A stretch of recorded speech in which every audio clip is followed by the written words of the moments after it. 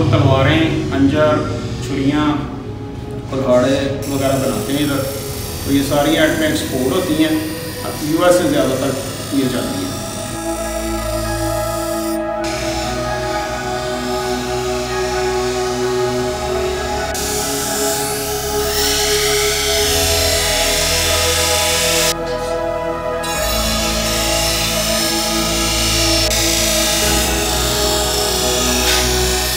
इसकी वजह ये है कि ये सारी जो सोर्स हैं ना, ये उनकी कोई हिस्टोरिकल होती हैं, कुछ मूवी सोर्स होती हैं, इस वजह से ये सलीबी टाइप होती हैं। क्योंकि ये सारी आइटमें एक्सपोर्ट होती हैं, इस वजह से इनका जो ये तर्ज होता है ना, वो सलीबी तर्ज होता है।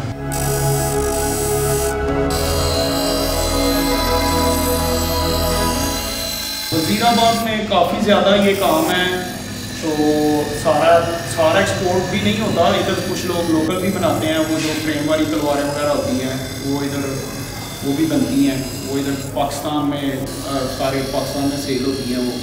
तो लेकिन ये जो एक्सपोर्ट की कंपनियाँ इधर हैं, काफ़ी ज़्यादा कंपनियाँ जो एक्सपोर्ट करती हैं, इसमें डमास्कस की आइटमें भी होती हैं।